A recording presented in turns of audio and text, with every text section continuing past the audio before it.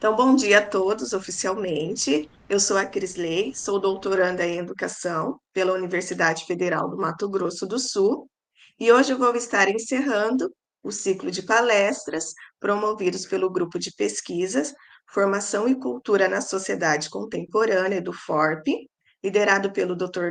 Christian Muleka Mauiwa. O ciclo de debates teve início no dia 29 de julho, com a doutora Juliana Galindo, que ela trouxe questões sobre violência. O segundo encontro, ele foi ministrado pela doutoranda Juliane, que abordou as questões de gênero, as violências enfrentadas pela sociedade.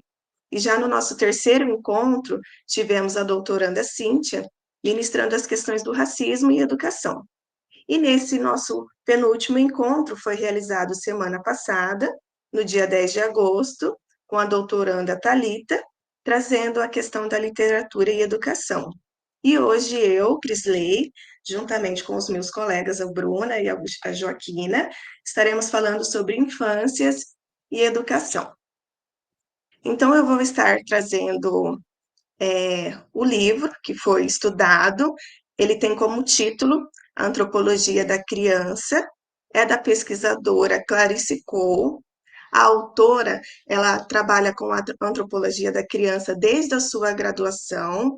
Ela dedicou-se às questões que abrangem as crianças indígenas e a educação escolar. O livro ele foi publicado em 2005.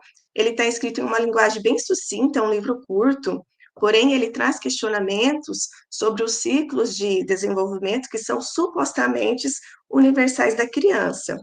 Então, a autora ela sustenta, antes de tudo, que uma investigação antropológica do tema deve ter em mente que as concepções do que vem a ser a criança, desenvolvimento e a capacidade de aprender, que elas não podem estar dissociadas do contexto sociocultural e histórico de onde elas vêm. Então, em seu percurso, pela história da antropologia, a autora nos apresenta, primeiramente, as posições da escola culturalista norte-americana e da escola estrutural funcionalista britânica. Então, para ela, tanto a noção de personalidade padrão, que são abraçadas pelos culturalistas, como a de socialização, defendida pelos funcionalistas, eles perdem de vista o lugar da criança como ator social. Então, ou seja, né, não apenas um suporte para a modelagem pela cultura ou pela sociedade. Então, ambos elas são tomadas como definitivas e acabadas, simplesmente reprodutíveis.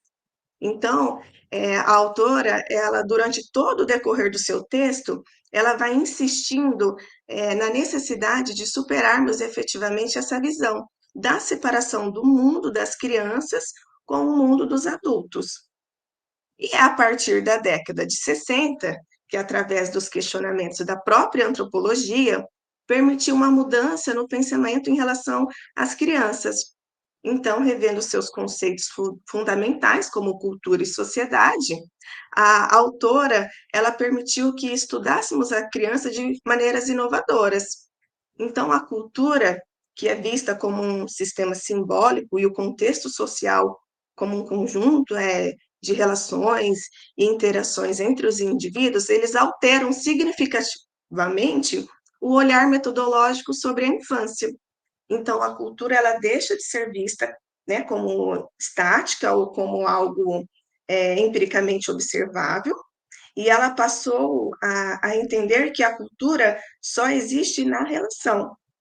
E aí eu trago uma citação que ela coloca lá na página 20, que a cultura não está nos artefatos, nem nas frases, mas na simbologia e nas relações sociais que os conformam, eles dão sentido. Então, a cultura, ela está constantemente em formação e em mudança, e o mesmo vale ao se rever o conceito também de sociedade, né? Pois os indivíduos, eles passaram também a ser vistos como atores sociais, né, que estão recriando a sociedade a todo momento, como reelaboradores de suas próprias culturas, sendo assim, não só as crianças que estão em socialização, né? Crianças e adultos, eles estão nesse processo. Sabemos hoje que a questão da criança universal, né, já está sendo modificado, né? Há uma pluralidade de formas de infância, sendo a infância, então, um fenômeno no plural, construído social, culturalmente, historicamente, e as análises devem levar em conta sempre o contexto social em que as crianças vivem, pois elas não são e não agem e nem significam ao mundo ao redor igualmente, independentemente de onde vivem, né? Então, a autora, assim, ela pontua que antes de nós entendermos o ponto de vista das crianças, como se pudéssemos tomá-lo como único, nós precisamos entender o que significa ser criança no contexto que ela está inserida, né? De acordo com seus valores, condições sociais, e a preocupação, ela deixa de ser quando e como a cultura é internalizada, e sim como a criança ela formula um sentido ao mundo em que ela rodeia. E eu também trago outra citação da autora, que ela diz: precisamos ser capazes de entender a criança e seu mundo a partir do seu próprio ponto de vista. Não podemos falar de crianças de um povo indígena sem entender como esse povo pensa, o que é ser criança, e sem entender o lugar que elas ocupam naquela sociedade.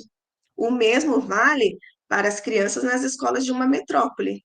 E é aí que está a grande contribuição que a antropologia pode dar aos estudos das crianças, a de fornecer um modelo analítico que permite entendê-las por si mesmas. Então, a autora ela pontua que, a partir de sua interação com outras crianças, por exemplo, por meio das brincadeiras, de jogos com os adultos, elas acabam por constituir seus próprios papéis, né, e identidades. E para dar sustentação a essas ideias, a autora ela traz em seu livro vários exemplos. Então, ela cita sua pesquisa de mestrado, que foi realizado numa etnia indígena chamada Xicrim, que foi localizada no Pará, e ela procurou compreender como as crianças de outros contextos socioculturais vivem.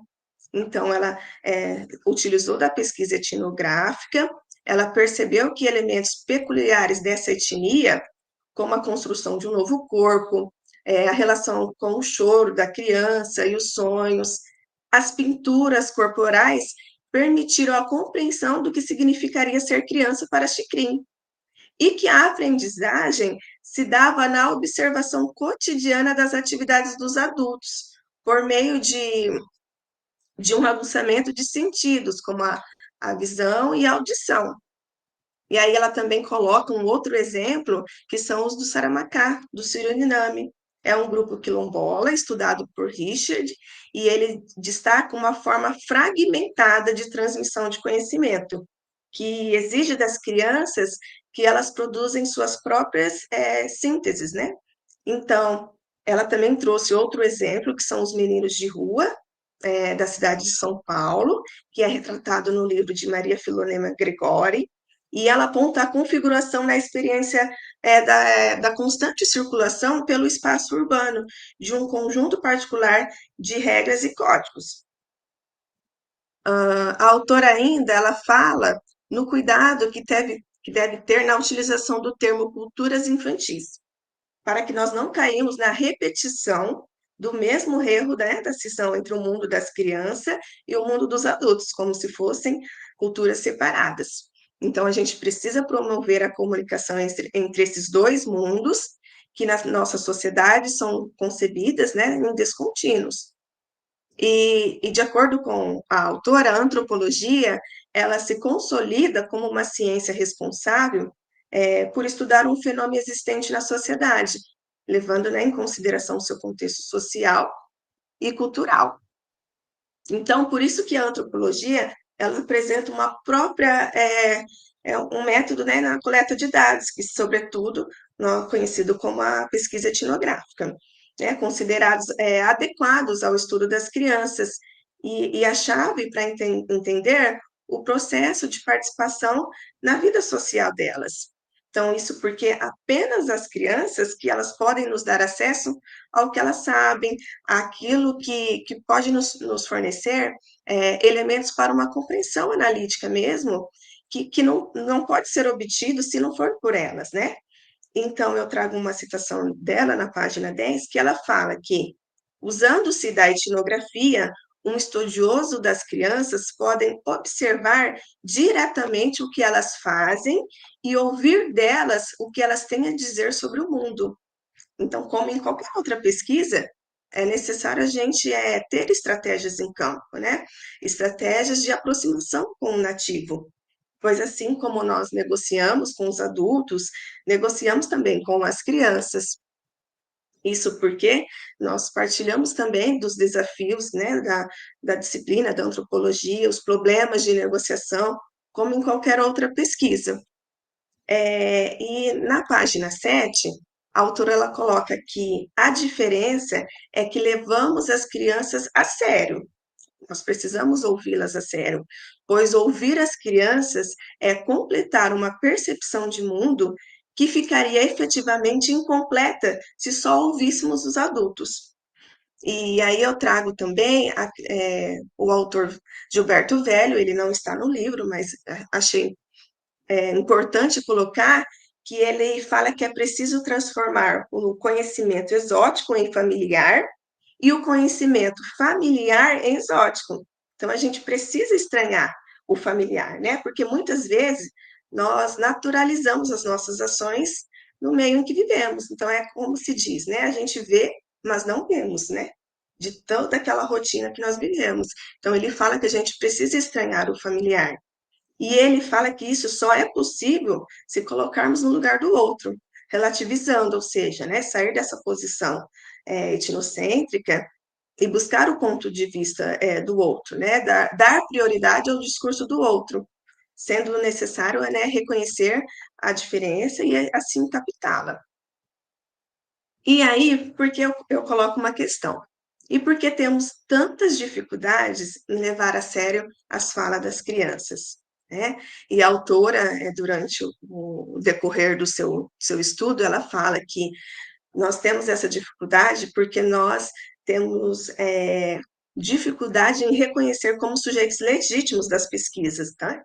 Então, a visão do senso comum, ainda presa naquela ideia que eles são seres em formação, frágeis, incompletos, né? Que a criança mistura fantasia e realidade, está ainda muito presente em nossas falas, né? A visão adultocêntrica.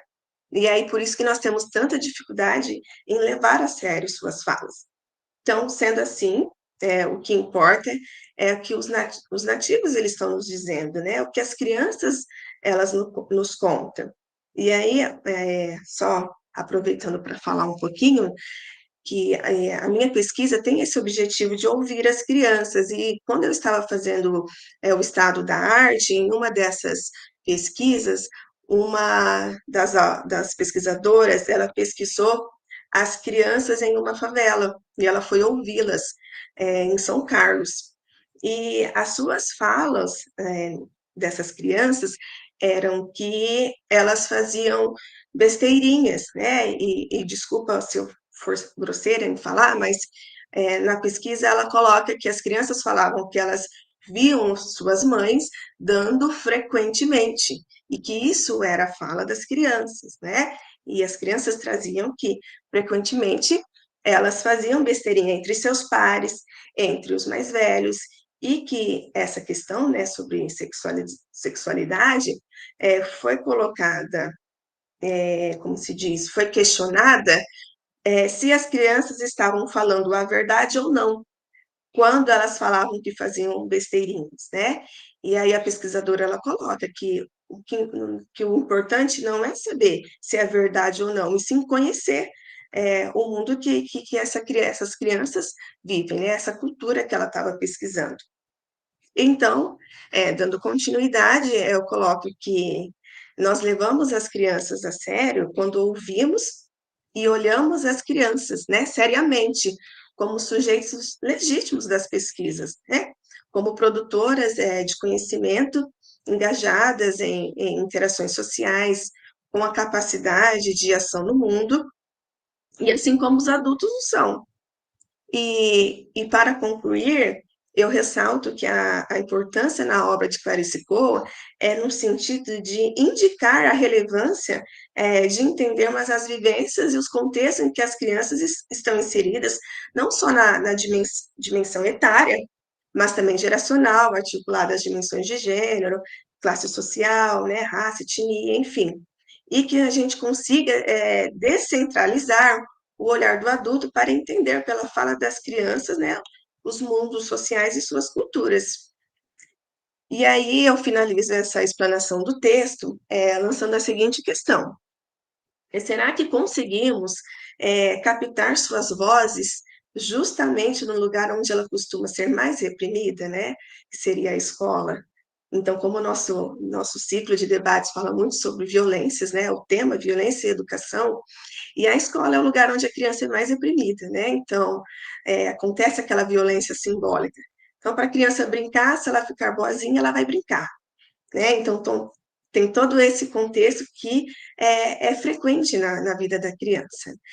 E eu finalizo a minha pesquisa, né, minha explanação do texto com esse questionamento, e eu abro também agora para os meus amigos, a Joaquina e o Bruno, estarem também colocando seus pontos de vista, os seus questionamentos para refletirmos juntos. Eu dei uma olhada na, na, na Agostina, porque ela desenvolveu uma pesquisa, né, etnográfica com um grupo de crianças com idade de 5 anos. Ela teve o objetivo de compreender as relações das crianças brancas e não brancas nas aulas de educação física. Então, eu acho que ela vai ter bastante contribuições para falar um pouquinho sobre os limites que ela enfrentou na pesquisa etnográfica, né? O Bruno também, ele pesquisa sobre sexualidade, então ele também vai falar sobre essas dificuldades encontradas em campo, e eu deixo aberto agora para eles.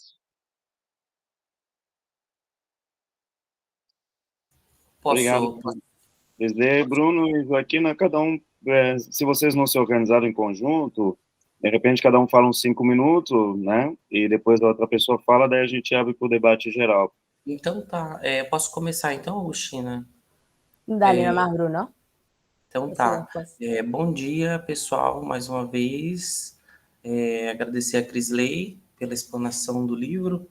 A Crisley já falou, falou, né, sobre o livro. O livro é um livro curto, né? Porém é bem interessante, porque a gente consegue fazer várias reverberações sobre antropologia, né? E sair desse lugar de que a criança enquanto um olhar do adulto, né?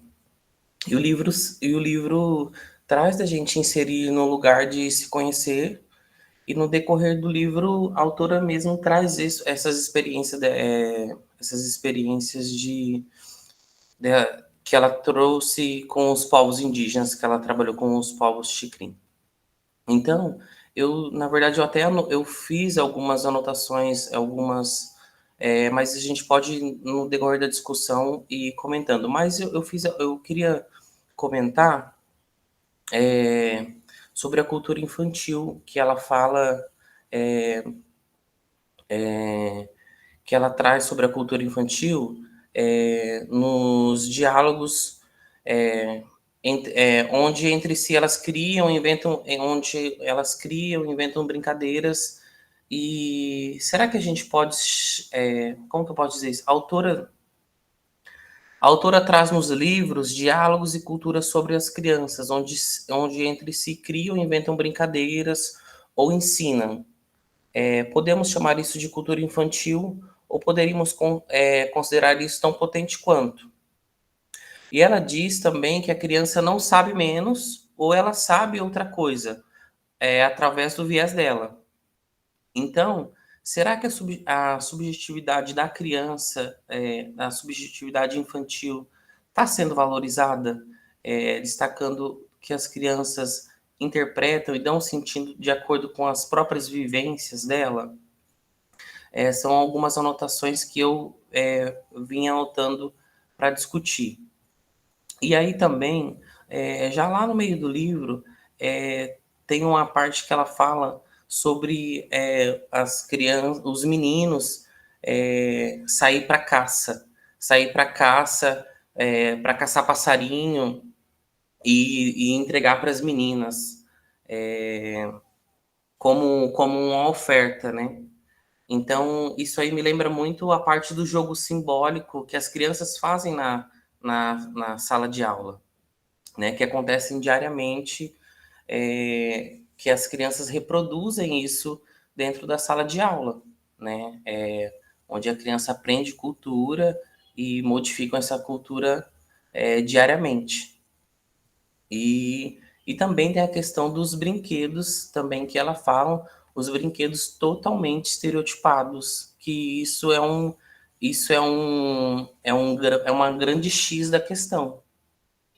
Então ela reforça que a autora ela traz que o papel é um papel crucial na construção da reprodução dos papéis de gênero desde a infância. Então, onde as meninas são ensinadas que os brinquedos de meninas é a boneca, é a casinha, é o fogão, são aqueles brinquedos totalmente estereotipados. Os meninos é aqueles brinquedos, arminha, carro, tá.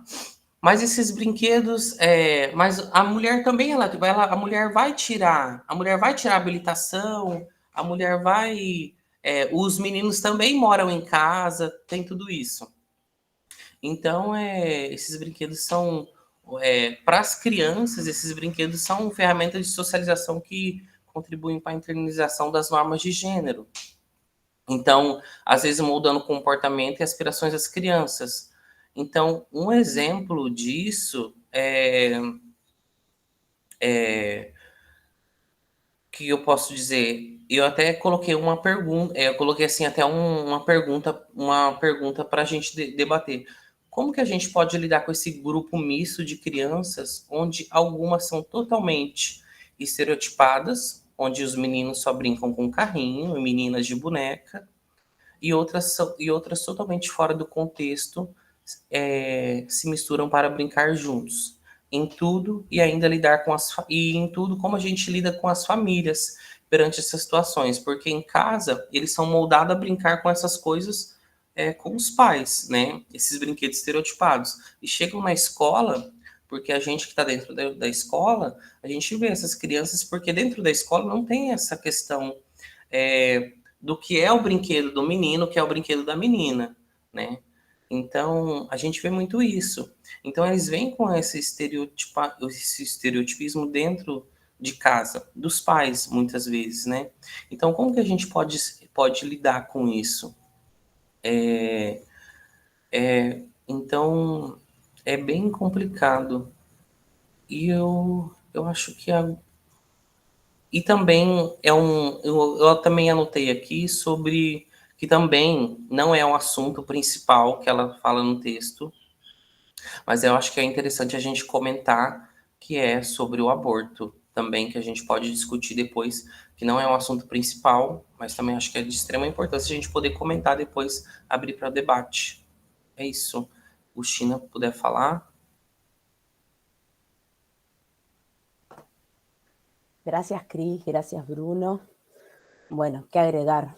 La verdad que gusté mucho de la lectura, una autora que no tenía todavía explorada, y bueno, esto que siempre comentamos de poder ir haciendo relación con nuestras propias investigaciones, los textos que vamos trabajando en el grupo. La autora plantea como esta idea también, ¿no? De a través de la antropología no estar buscando lo que esperamos de los niños y de las niñas, sino lo que realmente ellos tienen, lo que son, y sacar como esa expectativa de ir a buscar lo que nosotros adultos queremos que nos ofrezcan, ¿no?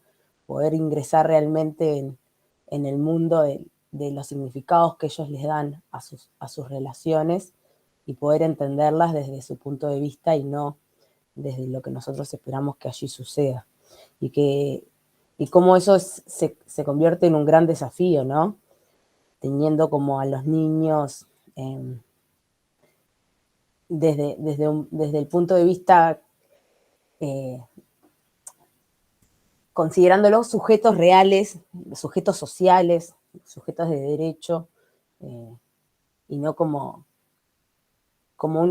ese pizarrón en blanco traía la autora, ¿no? Como eso a domesticar, sino como un sujeto propio de derecho, con vínculos y relaciones establecidas de forma distinta, trae también, como decía Bruno, no es que sea menor o que sea incorrecto la forma en que los niños y las niñas le dan significado a las cosas, a los vínculos, sino que son formas distintas y que la distancia no es cuantitativa, presenta la autora, sino que es cualitativa la diferencia entre lo que saben los niños y los adultos.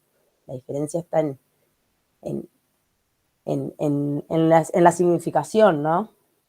Y cómo pensar en estas crianzas, en estos niños y en estas niñas con un rol activo en la constitución de sus propios vínculos, de sus propias relaciones sociales, y empezar a entender a través de la antropología y de las investigaciones que su rol en esos vínculos es realmente activo, que se involucran, y que no son esos adultos en miniatura vinculándose, aprendiendo a vincularse, ¿no?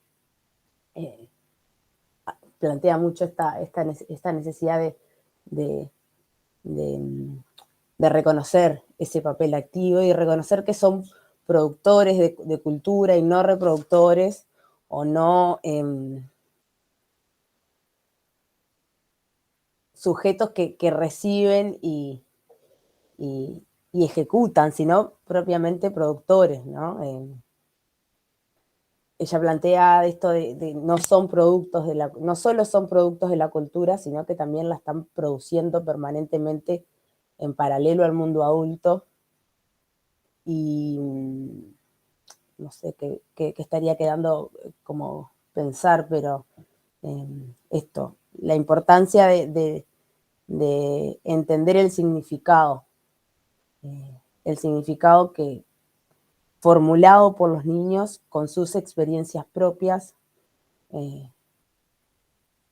a sus relaciones sociales, al mundo que los rodea, a la cultura presentada por la sociedad, como estos sistemas en los que van aprendiendo a vincularse y bueno, esta diferencia cual, y para mí eso fue como lo más significativo y con lo que más me quedé de esta distancia cualitativa y no cuantitativa en relación al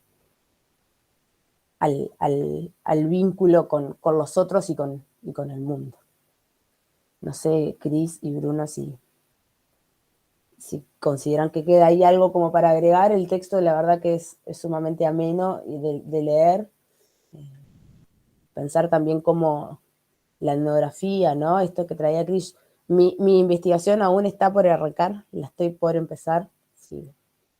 Y los trámites y la burocracia me lo permiten, en breve sucederá. Y bueno, vamos a través justamente de esto que la autora plantea, poder empezar a pensar en estos vínculos entre las niñas y los niños, como decía Cris, niñas y niñas blancos y no blancos, como a través de la educación física, durante las clases de educación física, esos vínculos desde una perspectiva étnica y racial empiezan a construirse. Y bueno, ver allí qué es lo que sucede en su mundo con sus significados y bueno, y poder después analizar desde allí cómo la identidad se construye. Así que bueno, abro ahí como el debate del grupo a estas cuestiones. Muchas gracias. Muchísimas gracias, Agostina. Bien. Bruno, também muito obrigado. Cris? Então, como foi falado, né, o Bruno ele trouxe alguns questionamentos e ele fala por que temos tanta dificuldade, né, de valorizar a subjetividade da criança, né? E é por conta mesmo dessas relações de poder que está presente, né? O adulto é aquele que detém todo o poder e a criança é aquele que, né, que ainda é vista como que ainda não tem, é sempre menor, que um ser incompleto, enfim. Então, isso ainda é muito enraizado nas escolas. E eu penso que a criança, que você comentou sobre a cultura infantil, né? A criança, ela não cria cultura, né? Ela está na cultura. Então, a forma que ela lidar é o que ela leva para a escola, né? É, e a gente tem que lidar na escola com o que está posto a nós, né? Então, como que a gente vai falar isso para os pais, né? Porque tem muito ainda preconceito na questão dos brinquedos que o Bruno colocou, de meninas e meninas, enfim, eu penso que só falando mesmo, explicando a importância para os pais, que é preciso que as crianças tenham essa diversidade de brinquedos, que não tem essa, né, divisão entre meninas e meninos, que a criança pode. Eu penso que só explanando para os pais, explicando em reuniões essa importância que nós vamos conseguir, né? É difícil, tem toda aquela questão que os pais trazem, religião, né, enfim. Então, mas somente o conhecimento que faz com que nós vamos mudando essas concepções. Eu penso dessa forma. Se tem mais alguém que queira falar mais alguma coisa para a gente estar discutindo. O Bruno falou também sobre a questão do aborto, que a autora traz no texto. Ela fala sobre a questão do aborto no sentido que tem várias concepções, né? Então, assim, sobre infância. Então, a questão do aborto é vista pela religião de uma forma, né? Então, a religião vai falar que não.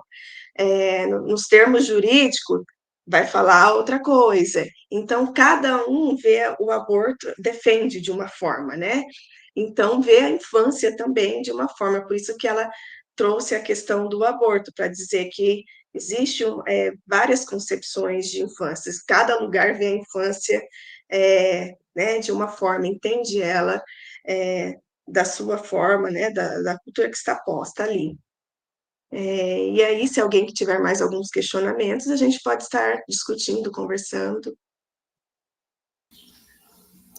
Sim, sim, desculpe, acabei desligando a minha câmera. O meu computador está ruim quando eu ligo a câmera deste lado. Só para dar alguns subsídios também sobre a cultura infantil, que a autora traz no livro. Eu só vou dar um pequeno comentário no sentido geral, né? Tendo em conta que a cultura infantil aborda um conjunto de práticas e valores, assim como os comportamentos que caracterizam o mundo das crianças. Então, lá dentro engloba ela as brincadeiras diversas, como falava o Bruno. Temos a questão das brincadeiras e jogos, onde lá também podemos reforçar as atividades, né? Assim como os brinquedos, que possam moldar a interação de todos, para que todos estejam na mesma linhagem para o aprendizado no ritmo infantil. Também encontramos a questão de meios de comunicação também, que pode ser um meio que podemos usar na influência dos programas, por exemplo, os televisivos, assim como também, se calhar, os filmes, né? E livros, na formação de opiniões e comportamentos mesmo infantilistas. Temos a questão das festividades, se calhar, e tradições, que fazem parte do crescimento e da socialização das próprias crianças. Talvez isso quando falamos sobre os ritos e as próprias celebrações. Isso também pode tentar ajudar a tentar encaminharmos as nossas crianças para estarem no mesmo nível, sem reparar para a questão das partes. E também eu estava a ver aqui a questão da linguagem, assim como a expressão, onde pode-se recorrer ao uso de linguagens e expressões específicas que possa refletir na cultura infantil. Assim como as expectativas sociais e morais que possam orientar o comportamento e as relações das próprias crianças com o mundo ao seu redor. Então, eu acho que esses elementos variam também de acordo com o contexto cultural e social e pode influenciar no desenvolvimento e na identidade das próprias crianças. É mais ou menos esse pequeno comentário que eu queria tentar fazer. Pessoal, eu queria trazer uma ideia geral. Podemos fazer, como a Cris falou mesmo, né? Fazer uma linha direta entre todos os seminários que tivemos oportunidade de participar, porque não é à toa que o orientador de vocês organizou dessa forma a infância por final. Tudo foi pensado no sentido de pensar que na criança, que não é um futuro adulto, mas é um ser social, que desemboca todas as questões que trabalhamos anteriormente. Não é à toa que todo mundo aqui, de alguma forma, tem uma relação com o ensino, com as crianças, etc. Então, vamos pensar a questão da violência a partir da Juliana, questão do feminismo a partir da Juliane, a questão do racismo a partir da Cíntia, a questão da literatura a partir da Thalita, como isso tudo desemboca para o mundo infantil? Né? É uma pergunta central que precisamos nos colocar, não só para fazer a ligação entre os seminários, mas sim para a gente lidar com esse ser que é a criança. Não a criança que existe em cada um de vocês, tá? É piada, gente. Vocês estão muito sérios. Vai lá, Juliana. Bom dia, pessoal. Eu tenho, assim, uma dúvida, porque eu encontrei em um autor chamado Pierre Clastres, a respeito do etnocentrismo, uma afirmação muito, muito interessante sobre essa prática, né? Que ele diz que toda cultura é, por definição, etnocêntrica em sua relação narcisista consigo mesma. Que, logo, ela é um obstáculo profundo e significativo para a compreensão verdadeira das diferenças culturais, que, em vez de permitir que cada cultura seja entendida em seus próprios termos, ele força uma interpretação baseada nas normas e valores da cultura ocidental que distorcem e limitam a compreensão real dessas diferenças.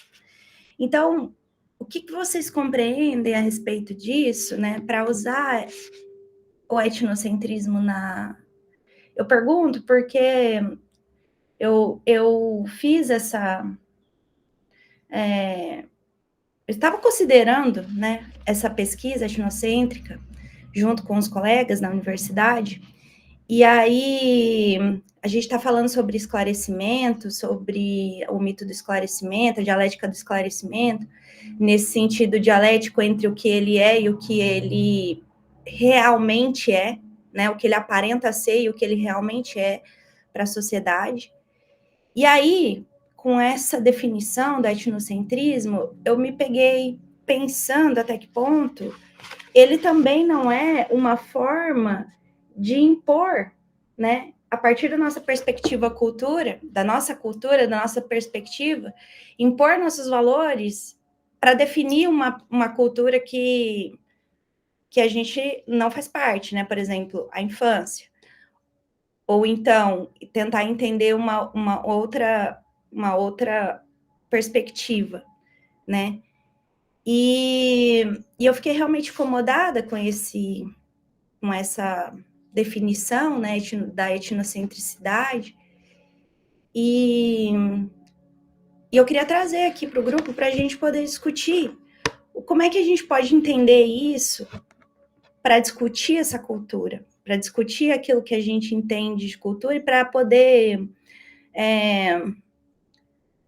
com propriedade, eu entendo que eu posso fazer esse tipo de questionamento, porque eu estou dentro da universidade, eu sou uma técnica, né? Eu sou desse público, eu estou dentro.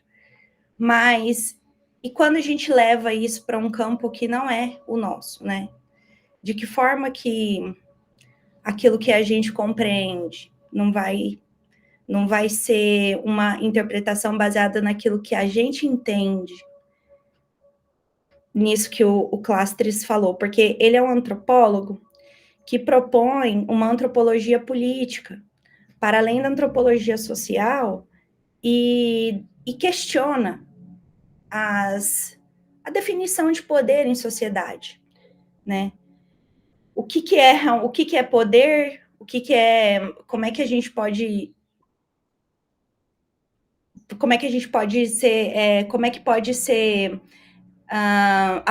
como é que pode ser autoridade sem ser autoritário? É o que esse sociólogo traz. E aí eu quero jogar para o grupo, para a gente discutir também, né? Não sei, eu acho que tem um pouco a ver com a pesquisa de todo mundo. A Crisley trouxe alguma coisa sobre etnografia, eu escutei o Bruno falando também. Então, é um autor que desafia o que a gente está pensando, né? É basicamente isso. Obrigado, Thalita. Bom dia, gente. Tudo bem? Acho que, mais uma vez, e aí quando essa semana nós estávamos conversando no grupo, né? Esse grupo é realmente, eu disse até, né? Esse grupo é top. Como que a gente consegue, mesmo sem combinar, semana passada nós falamos isso, mesmo sem combinar as temáticas, elas vão se encontrando ali de uma forma ou de outra. E aí o Christian trouxe agora, né? Como que o texto foi pensado, né? Que na realidade essa temática das infâncias foi pensada para o final, para que a gente vá fazendo essas ligações. Eu penso que o texto realmente ele é chave para isso, para que a gente feche então esse ciclo de debates de uma forma única. Então, acho que mais uma vez nós estamos falando de relações de poder, então, não só nesse texto, mas ao longo de todas as nossas discussões, e penso que esse texto é chave, porque tudo que a gente discutiu, então, Cíntia com a questão do Fanon, né? Nós discutimos as violências, discutimos gênero, discutimos literatura, tudo está ligado ali à criança, né? E a forma como ela vai vivenciando ali as suas infâncias, e aí infâncias, porque não existe uma infância única, são múltiplas infâncias, de acordo ali com a realidade, o contexto na qual essa criança está inserida, e eu penso que alguns foram trazendo ali ao longo das suas falas, né? Como que a gente pode superar tudo isso? Penso que não há outra forma de superar senão ali nesse trabalho com as infâncias, com a criança. Então, a gente sabe o quanto é difícil.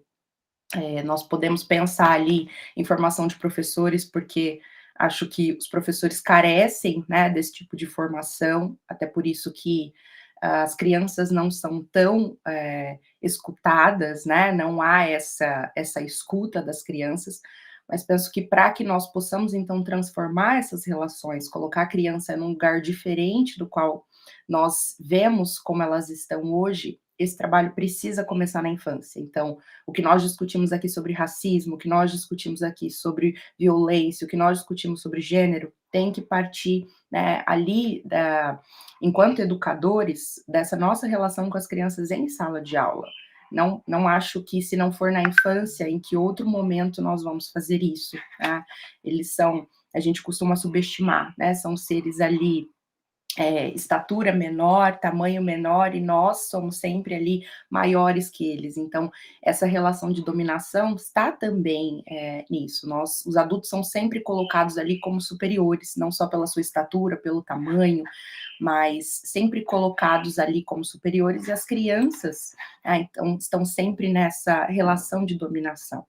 E aí o Christian sempre nos cobra sobre isso, e aí com toda razão a gente tem que começar a fazer essas aproximações com aquilo que a gente pesquisa, com aquilo que a gente vem dedicado às nossas leituras, e acho que ler esse texto da Clarice Con, e como a Crisley trouxe, Bruno, e os outros colegas, não dá para a gente falar disso sem falar sobre as relações de poder, sobre essas dinâmicas sociais, e aí sem mencionar Adorno.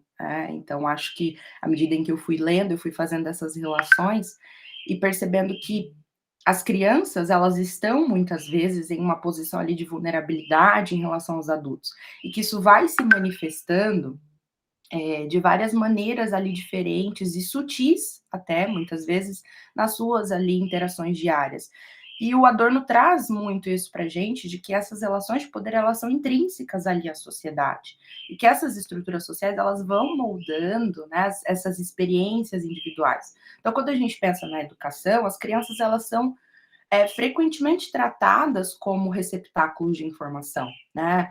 Então, em vez de nós vermos ali a criança como agente ativo do seu próprio aprendizado, como alguém que pode sim contribuir, nós somos sempre levados a pensar a criança, a observar a criança com um olhar de inferioridade. E aí isso vai trazendo, e a Adorno explica, que isso vai trazendo, vai fazendo com que a gente subestime ali a capacidade e vá negando cada vez mais a voz dessa criança, né? E aí nós temos uma forma de violência simbólica, que vai perpetuando, então, essas relações de dominação. Então, eu penso que as crianças, elas vão vivendo, aí elas vivem em um ambiente onde essas expectativas, essas normas sociais, muitas vezes elas são impostas a elas são impostas a elas. Então, isso vai limitando ali a sua liberdade de expressão, sua capacidade de contestar, sua capacidade de pensamento, de pensar. Então, essas formas de imposição, elas vão criando esse ciclo de opressão. Então, as crianças, elas estão sempre ali, elas aprendem a se submeter às autoridades, e aí, nesse caso, seriam os adultos, né? Sem questionar, somente aceitar. E aí, isso vai trazendo, né? Faz com que a gente pense nesse apagamento das suas individualidades, necessidades, como eu trouxe no encontro passado, das identidades. Então, a criança vai sendo construída a partir do olhar do outro e não do seu próprio olhar, porque as suas vontades, seus desejos, eles vão sendo colocados em segundo plano, tá? E assim, domina na criança a vontade do adulto. Então, quando vocês vão trazendo essa discussão, eu vou pensando, né, o quanto que o Adorno traz para a gente essa importância, né, dessa crítica e da reflexão como formas para a gente poder desafiar essas relações de poder, e por isso que eu disse que não vejo, né, uma outra maneira senão na infância, né, nas infâncias, de nós iniciarmos esse trabalho. A gente sabe que encontramos muitas resistências, né, as temáticas de gênero não são discutidas, né, nos centros de educação infantil, as temáticas de racismo não são discutidas, justamente porque se entende que a criança, né, a gente precisa poupar a criança disso, quando na realidade é somente na infância e com as crianças que a gente pode mudar, né, ali a sociedade na qual nós vivemos hoje, né? Eles serão ali os futuros adultos.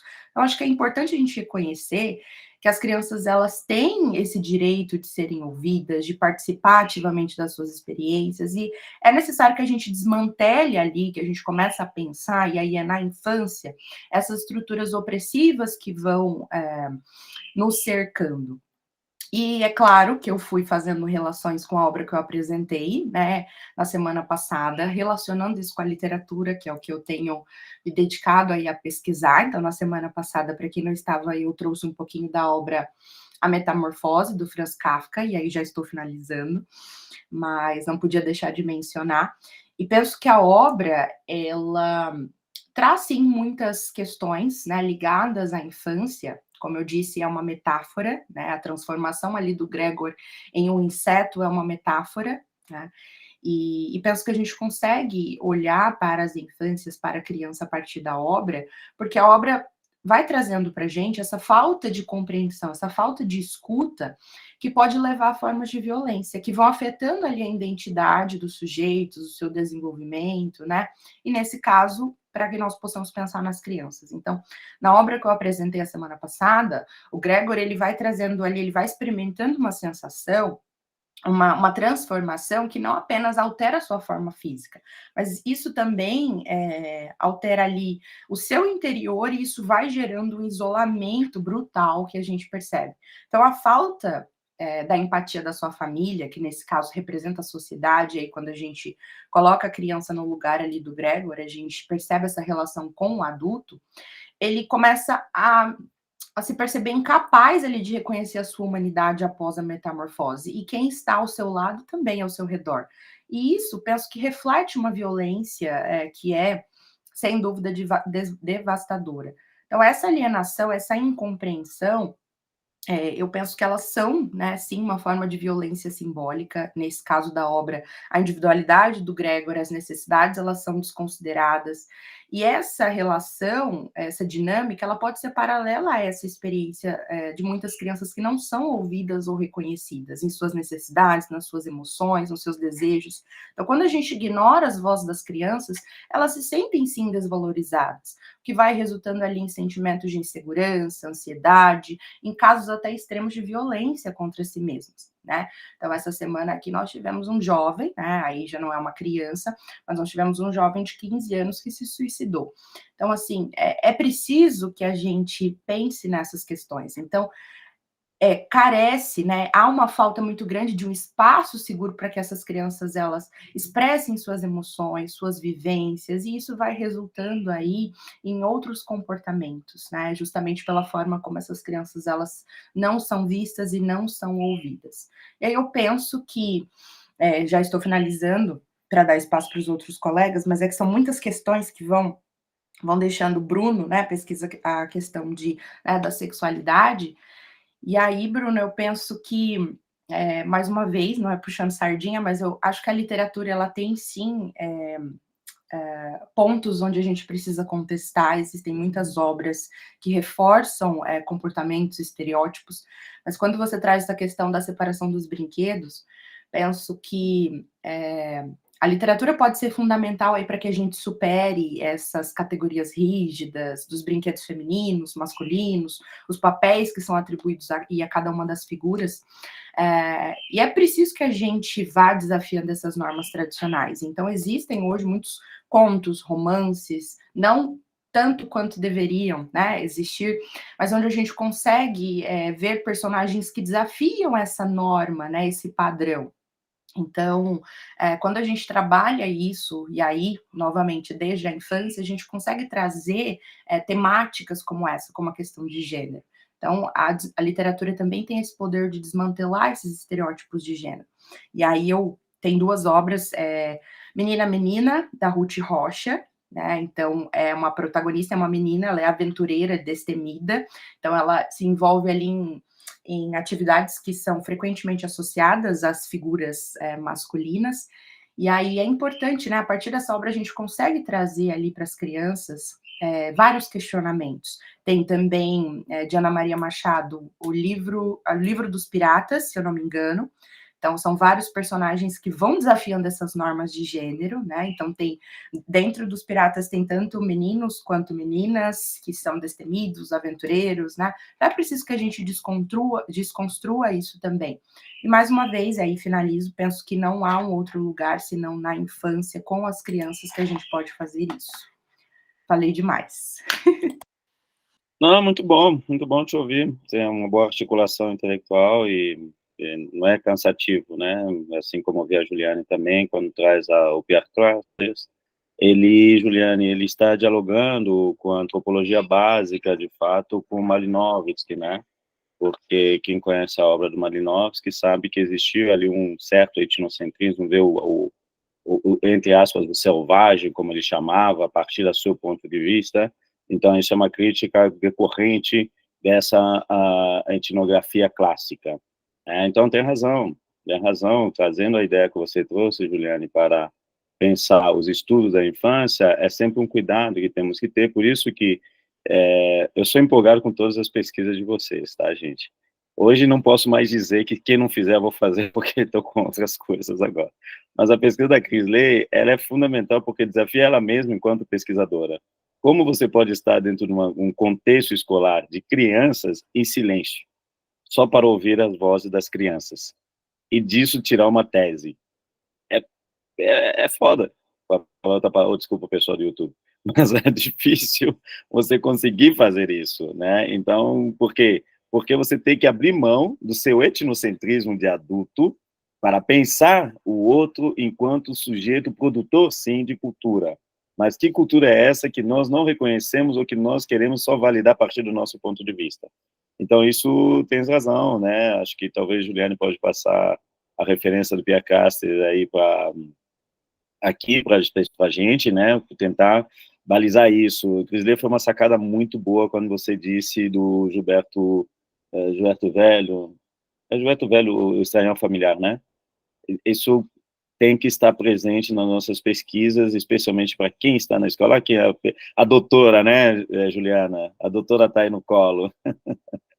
Participou da banca um parênteses, né? A pequena Maitê, né? Participou da banca da entrada e agora está aí no colo. Parabéns.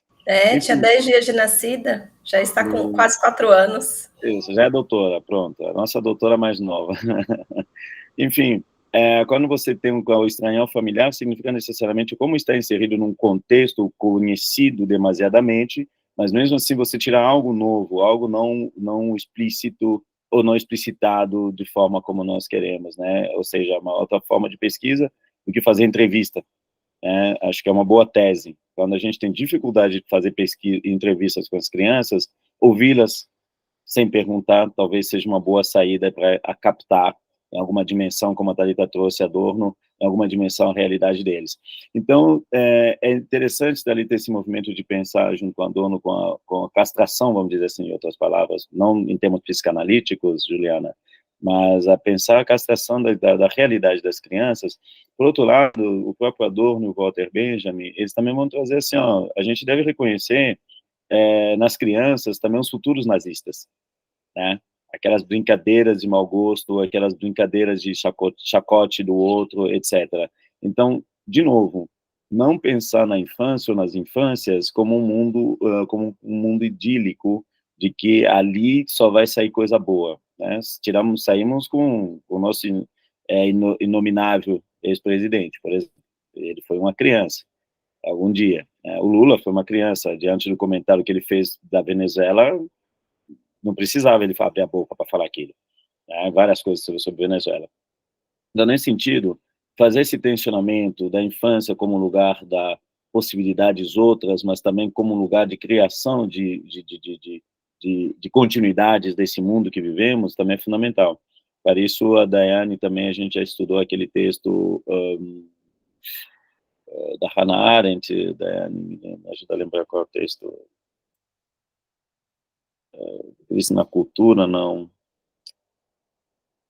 Bom, enfim, está entre o passado e o futuro, tá? É um texto que a gente estudou em algum momento, lemos aqui, então eu sugiro a leitura para a gente perceber que a infância também, como lugar de não autoridade, também acaba sendo um lugar de desmando total, né? E esse desmando total também pode resultar em violências. É isso o comentário. Cris, tem algum comentário sobre as falas da Juliane e da Thalita? Queria comentar um pouquinho sobre a fala da Thalita, quando ela traz sobre a literatura, né? E aí eu vejo que uma coisa está ligada à outra, né? Então, quando nós falamos sobre essa dificuldade que nós temos de ouvir as crianças, né, enquanto professores, é também porque nós também não tivemos esse contato tão presente nas escolas com a literatura, né? Então, assim, a literatura de qualidade nas escolas ainda é pouco vivenciado pelos professores, né? Então, assim, a literatura que a Thalita trouxe no encontro passado há uma falta muito grande na formação dos professores. Então, de ver a literatura que não é só algo didatizante, né? Então, a gente pode ver algo que está implícito na literatura, que a gente não precisa passar só para as nossas crianças, tudo que está pronto, né? Tudo didático, enfim, que a gente precisa despertar nessa criança o imaginável, né, o sensível mesmo. E isso ainda é muito escasso nas escolas. Então, por isso que eu vejo que os professores ainda têm muita dificuldade, porque é sempre muito didática, né? É sempre naquilo. Se a criança até os 4 anos não faz tal coisa, é porque ela ainda não aprendeu e ela tem que aprender nesse exato momento. Então, isso é muito marcante ainda. Então, eu acredito que a gente precisa desenvolver ainda nas escolas, que os professores tenham acesso à literatura, né, literatura de qualidade, para que elas consigam perceber que elas desenvolvendo isso com as crianças, elas vão também conseguir ouvi-las, né? Elas vão conseguir ouvi-las o que elas estão entendendo daquilo que foi lido para elas, né? Que não está posto, né? Não são leituras que vai estar ali só para dizer isso é isso, né? Isso é aquilo. Não, a criança ela vai dar respostas que ela vai imaginar situações, né? Imaginário, ela vai descobrir outras situações. E recentemente, acho que todo mundo viu, que foi retirado, né, aquele livro Menino Marrom, do Ziraldo, né, de um estado, acho que foi Minas Gerais, e foi justamente por conta de ser uma literatura de qualidade, porque os pais, eles questionaram que em um momento do texto, fala que, do livro, as crianças, elas fazem um pacto, né, as duas crianças, né, os dois amigos, o branco e o negro, eles fazem um pacto de amizade, que é com um canivete. E aí os pais falam que as crianças elas não teriam capacidade de entender que não pode ser feito, né? Que depois, no final da história, as crianças decidiram que não, que eles não iam fazer o pacto com o canivete, mas sim com os dedos. Né? Então, o livro foi censurado pelos pais, porque fala que a criança não teria capacidade de entender, né? De que trabalhar isso, essa literatura, na escola, daria vamos se dizer assim, as crianças estariam sendo incentivadas a ter esse hábito, né, de pegar um canivete, enfim. Por quê? Porque acham que elas não têm a capacidade de entender que não, né, que elas vão entender que não é isso, né, não entender o contexto do livro. E aí depois o juiz voltou o livro para a escola, né, tinha sido barrado, mas agora já voltou o livro para a escola. Né? Então, são situações que ainda a gente precisa desconstruir, né? Essa questão da literatura mesmo, de proporcionar aos professores, eu acho que informação continuada, que a literatura precisa estar presente, né? E literatura de qualidade.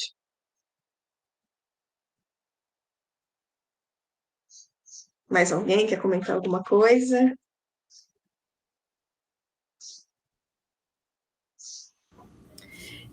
Eu queria, assim, puxar o gancho, né? Principalmente pensando na questão das teorias do desenvolvimento da infância, né? Que tanto a pedagogia tem, quanto a psicologia também, né?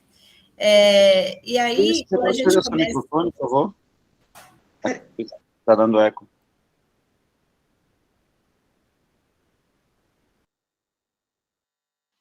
Pronto, Juliana, pode falar.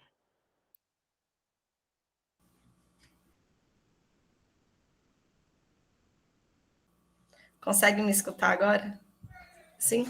Então, pensando nesse olhar, né, principalmente das teorias da psicologia mesmo, né, dessas abordagens que a gente estuda, tanto na graduação da pedagogia quanto da psicologia, com essas teorias tradicionais que elas têm esse olhar etnocêntrico, né, do desenvolvimento infantil. E principalmente quando a gente desconsidera, então, completamente essa especificidade cultural e territorial das populações estudadas, né? Então, por exemplo, as teorias do desenvolvimento infantil na psicologia, né, que também a pedagogia estuda, Piaget, Vygotsky, ou, por exemplo, Erik Erikson, né? Eles têm esse olhar universalista, né, do desenvolvimento. Então, anda de tanto a tantos anos, tem que falar de tanto a tantos anos, né? E aí você desconsidera, então, essa cultura, né, ao qual essa criança está inserida. E essas teorias, elas acabam propondo, então, que o desenvolvimento ele acaba sendo linear, tem fases de estágios do desenvolvimento que essa criança passa, né? Que são fases universais e aplicáveis a todas as crianças, independente, né, da sua cultura, o seu contexto social.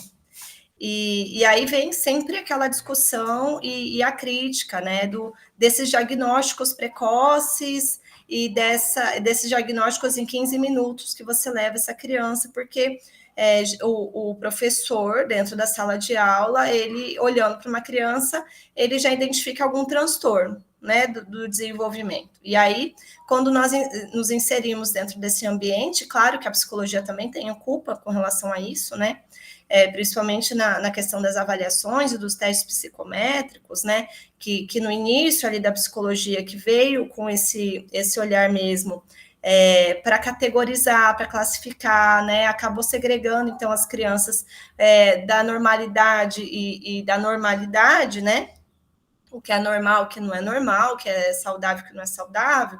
Então, você acaba trazendo um grande problema dentro do ambiente escolar, né? E aí você observa assim, a criança ela não tem um nome, ela tem TEA, essa criança ela tem TOD, essa criança é o TDAH, é como se fossem os transtornos ambulantes que circulam ali naquele ambiente, né? E isso faz com que a violência ela acaba acontecendo ali de uma forma muito naturalizada.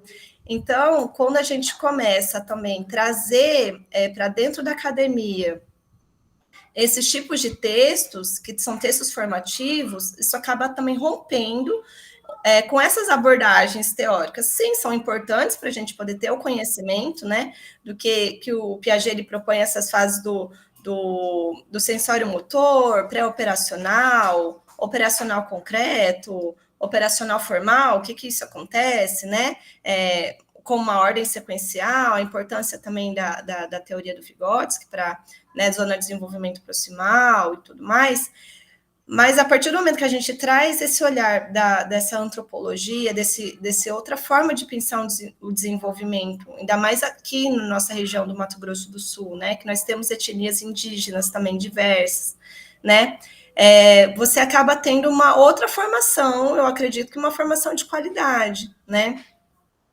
E aí, quando eu li o texto, né, eu começo a entender como é importante a gente romper, né, principalmente já discutindo essa questão da alteridade adulto-criança, né, quando você coloca nessa posição de que essa criança é um adulto em formação, né, ele está imaturo, não está pronto, não está moldado, então, assim, tudo que essa criança faz, ela é desconsiderada, né, e aí você acaba também violando o direito dela enquanto criança, né? Porque nós temos o Estatuto da Criança e do Adolescente, a gente fala que ele é protagonista, que ele é sujeito de direitos, que ele precisa estar ativo, né, na sua história de vida, para o seu pleno desenvolvimento, né, psicossocial, né? Porém, na realidade, a gente não inviabiliza, né, tudo que essa criança fala, você desconsidera, quando essa criança vem com alguma denúncia de violência, você não acredita, né, você pergunta várias vezes, e aí você revitimiza essa criança, né, então é muito importante quando a gente começa a repensar, né. E aí, até na dissertação da Cole, ela fala das crianças da cultura Xikrin, né? Ela vem mostrando, então, que essas crianças, elas não são passivas, né? Elas são sujeitos ativos, né, desde a tenridade, ela contribui para a produção e a manutenção da sua própria cultura, né? Então, ela participa das atividades ali, ela faz parte, né? Ela é pertencente àquela cultura. Então, isso faz com que a gente repense novamente essas visões etnocêntricas, né? Que para a nossa cultura brasileira não serve, né? Ela precisa ser repensada. Então, é isso que eu pensei, né, nessas nossas discussões. Obrigada.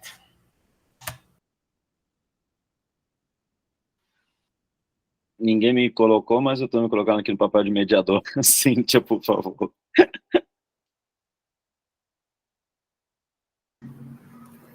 Oi, gente, bom dia. Ai, eu tenho muita coisa para falar. Aquela qualquer coisa vocês me interrompam. E aí eu acho que eu vou pegar três grandes blocos para falar. Vou falar um pouco do texto, um pouco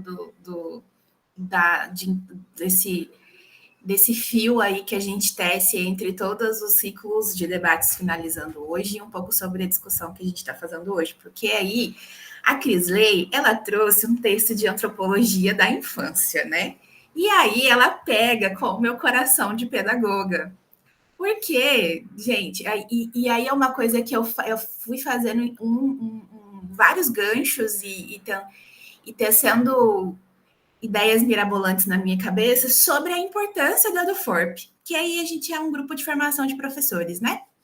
Tá no nosso nome, tá na nossa revista, tá nas nossas produções, e quando a gente fala de formação de professores, a gente, inclusive em alguns momentos na minha tese, eu defendo isso, né, a formação de professores, a formação inicial, e enquanto grupo de pesquisa, a gente tem um projeto guarda-chuva gigante que defende a questão da infância, e aí a gente está aí discutindo isso aqui no final, acho que muito, muito propício, inclusive, né? O Christian falou que foi proposital, né? A questões dos temas, e a gente fechar com a infância, acho que é um ganho muito grande para a gente enquanto grupo que tem um projeto de pesquisa enorme, que trabalha com infâncias, inclusive que tem até autorização no comitê de ética para lidar com crianças na primeira infância, que é uma coisa bem difícil da gente conseguir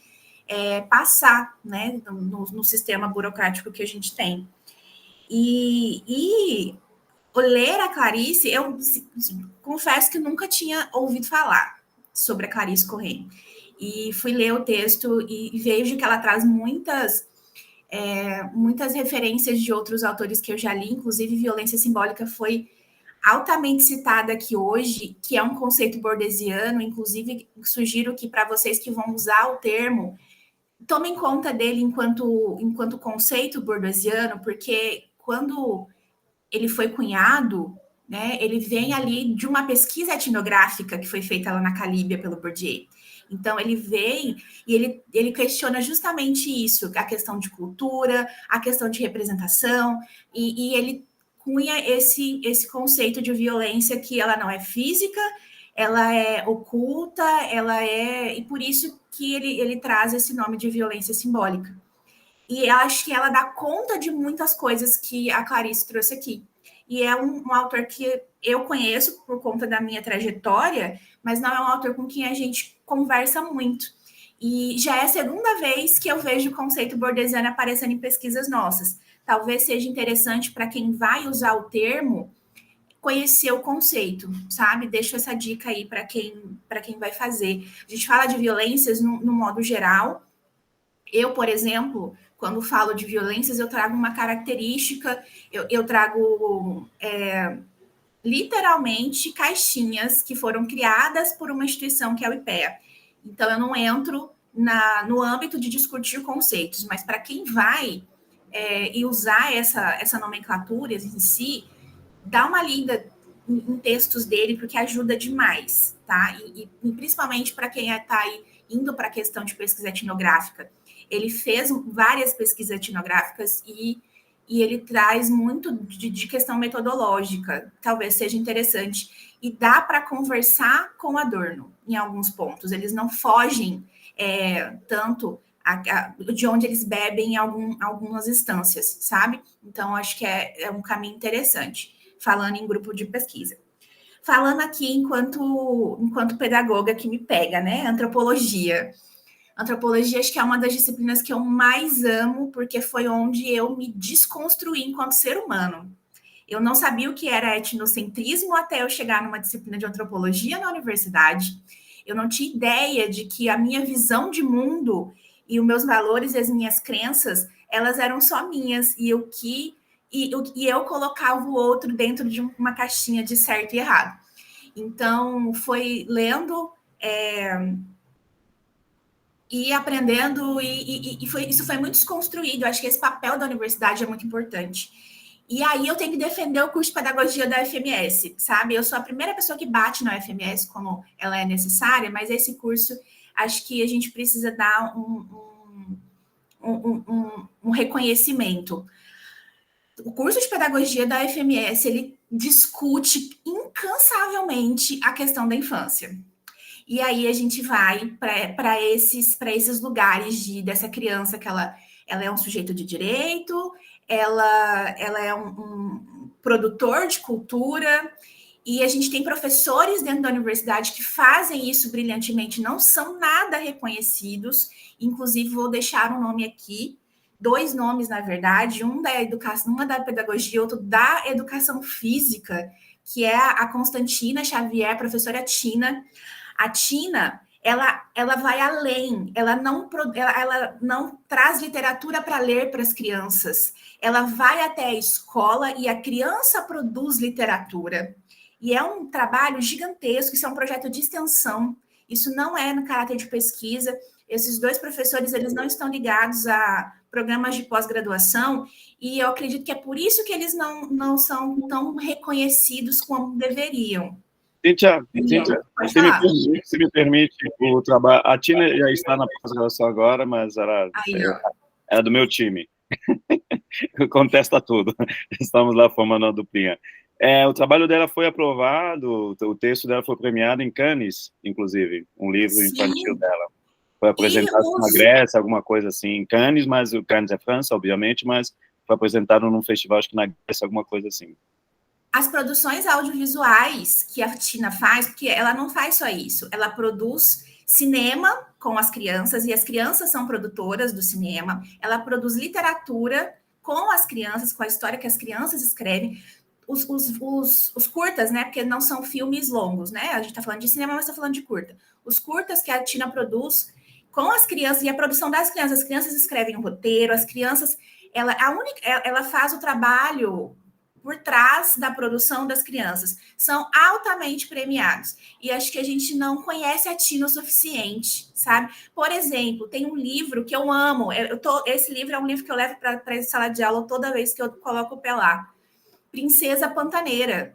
Ela desconstruiu o lugar da princesa com crianças, e as crianças criaram o livro, que chama A Princesa Pantaneira. E aí a Princesa Pantaneira que toma tereré, que come sopa paraguaia, é a Princesa Pantaneira que ela que salva o crushzinho dela, ela não é salva por homem nenhum. Então, assim, isso é produção, então ela leva para essa... Eu acho que a gente devia conhecer, todo mundo devia conhecer o que a Tina faz, e a gente não conhece. Então, e o Fernando Moraes é professor de educação física, e ele discute com alunos em sala de aula a questão da infância com a educação física, a questão do corpo, do movimento, questões de acessibilidade. Ele nos coloca, enquanto professores, em atividades em que, como seria se eu não tivesse mobilidade? E a gente, enquanto aluno, não sabe o que fazer, e é o que a gente não consegue fazer quando está na sala de aula com os alunos, sabe? A gente propõe sempre atividades pensando em alunos modelo, que todos andam, todos falam, todos respondem aquilo que você propôs. E não é não é essa a realidade. E ele coloca isso para a gente. E isso vem de curso de formação inicial. E aí é esse o gancho que eu quero pegar. Que a gente defende tanto e que a gente precisa investir muito. E eu acho que, aí, enquanto achismo mesmo, as nossas pesquisas deveriam voltar para esse mundo, voltar para essas pessoas. Quando a Juliane, né, ela fala assim, olha, eu tenho acesso porque eu sou aqui, eu sou servidora, eu vejo uma porta gigantesca abrindo, porque é alguém que está ali levando para a universidade essas questões, para outros setores poderem, porque a universidade não é só feita de professores. Os técnicos, eles têm um papel gigante e importantíssimo, que também afeta ou não a vida de todo o corpo docente e discente, e enfim. Então, a gente tem uma pessoa que tem não, lógico, ela não vai conseguir revolucionar o FMS sozinha, mas é uma pessoa que já está ali numa posição que consegue levar, e a gente talvez estamos ocupando esses espaços também. Hoje a Juliana ocupa um espaço docente numa universidade estadual, daqui a pouco vários de vocês vão estar também ocupando esses espaços, eu acho que é importante a gente levar isso. E aí, quando a gente fala da questão da infância e da voz da criança, aí é uma coisa que a gente discute muito na pedagogia na UFMS. E fica assim, dá voz, tem que dar voz, tem que dar voz. Mas e aí, a gente, tá, o que acontece depois que a gente dá a voz para a criança? É esse o ponto, sabe? Porque eu posso deixar ela falar, mas eu estou preparada para ouvir? Eu sei ouvir ou eu sei só reagir ao que a criança fala? É esse o ponto, sabe? É esse que entra muito. Isso foi a gente, a pedagoga que é mãe, a gente vai aplicando tudo em casa, né? Não sei se quem é mãe pedagoga faz a mesma coisa. Mas então, conforme eu ia vendo assim, eu falo, ele tá nesse ponto aqui do desenvolvimento, será? Aí você vai ver que não é assim, não é desse jeito. Eu tenho que dar voz para a criança e eu deixo meu filho falar, só que a hora que ele rebate todo o poder e a autoridade que tem sobre mim enquanto mãe, enquanto adulta, ele grita, e eu nem sei de onde ele veio. E aí você fala, não, foi eu que deixei falar, agora eu tenho que ouvir. E é isso, eu estou falando isso em relação a mãe e filha, tá? Imagina isso com crianças. Então, assim, o poder do adulto e esse modus operandi aí, falando bem bordesiano mesmo, da escola, reforça esse poder e autoridade do adulto em todos os aspectos, né? Não só o professor em sala de aula, mas o papel do monitor é fazer, olha o nome, é monitor, é monitorar, é colocar a criança para dentro de sala de aula de novo. Ela não pode correr, ela não pode, né? A escola tem esse caráter. E aí, quando a gente vai ler Foucault, a gente entende muito, né? Essa escola com esse padrão aí de normalizar, de prender, né? E aí o pessoal da educação física está por aqui sobre a questão do corpo, né? O corpo, ele é uma propriedade, né? Ele tem um jeito de sentar, de falar, e a escola vem reforçando muito isso. E quando você é um professor que você não é esse professor, você leva muita chicotada, porque a minha sala de aula não é uma sala de aula quieta. Os meus alunos, eles não estão sentados um atrás do outro, eles não ficam quietos, é uma sala de aula barulhenta, e as pessoas ao meu redor entendem a minha sala como bagunça e a minha prática pedagógica como bobagem. E aí vem a UFMS, que é quem me dá muito respaldo teórico de saber o que eu estou fazendo, e eu repito isso a todo momento. Eu sei o que eu estou fazendo, e aí eu vou bater com teoria mesmo. E aí a coordenadora pedagógica fica quieta, o diretor concorda, a professora do lado fala que é porque eu sou muito nova, daqui 20 anos eu vou cansar. E aí você luta contra todo um sistema que está posto na escola. Só que se você não tem respaldo teórico para bater, você não consegue atuar. É mais fácil você ficar quietinha, você colocar seu aluno um atrás do outro mesmo, você só lê o que mandaram ler, você discutir só o que mandaram discutir, e você é mais fácil, a vida do professor é mais fácil quando ele entra no fluxo do que está posto ali. Só que se você não tem respaldo teórico, você não consegue discutir, né? Então, eu já tive vários embates com coordenação pedagógica, de eu ter que explicar teoricamente o objetivo pedagógico da minha prática docente. Só que eu tinha, porque isso foi uma coisa que a formação inicial me deu, né? A questão de literatura, de por que estou fazendo isso. Mas aí o que a Juliana falou assim, o aluno chega e chega o laudo, não chega o nome, né? E quando você inclui, você planeja para além para aquele aluno, você é visto como você está fazendo demais, para com isso, porque se você continuar fazendo assim, eles vão ver que a gente consegue fazer, e eles vão querer que todo mundo faça. Então, é muito difícil você ser um professor que você acredita no que você faz. Você tem um professor com compromisso político com a sua profissão. Não é que eu estou querendo fazer bonito, é porque eu entendo o meu papel enquanto professor, a questão, a minha função ali e o que eu passo para essas crianças. Então, é bem complexo. Então, eu entendo também o professor que é resistente, porque é difícil, não é fácil. Eu sei, eu sou professora de educação básica em escola pública. Em escola particular é pior ainda, porque eu também já fui professora de escola particular e eu tenho que, além de explicar para a coordenadora, para a direção, eu tenho que ir em reuniões infinitas com os pais para eles entenderem o que eu estou fazendo, porque eles querem que eu faça do jeito que eles querem, porque eles estão pagando. Então, é um trabalho, assim, incansável. Incansável não, ele é inacabável. E é mais fácil você só lidar, você só continuar reproduzindo. E aí volto do conceito bordesiano. A reprodução da cultura é mais fácil do que você ter um pensamento crítico e você sustentar ele. Porque muita gente sabe que está fazendo errado, mas sustentar esse pensamento crítico, ele não é simples. E eu acho que esse é o papel da formação inicial. Porque quem me ensinou isso foi um professor da pedagogia. Me ensinou que a minha formação é um processo político, o meu compromisso é político. Quando eu faço um juramento, na hora que eu recebo aquele diploma, ele é sério, ele não é da boca para fora. A minha formação, ela não é pegar uma atividade do Pinterest, imprimir, entregar para uma criança. Existe um objetivo pedagógico, existe um fundamento.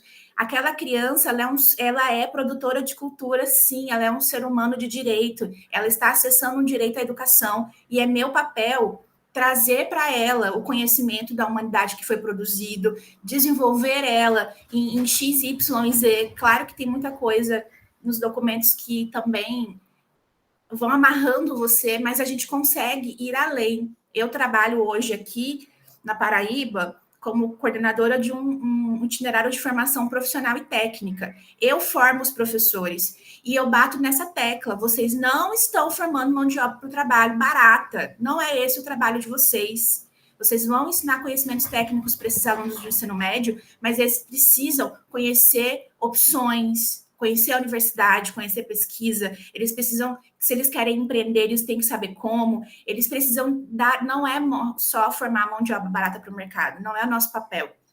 E muito, graças assim, a muito trabalho de formação de professores, eles entendem qual é o papel deles aqui e a gente não consegue, em muitos lugares, não reproduzir isso que está posto de escola pública forma mão de obra barata para o mercado.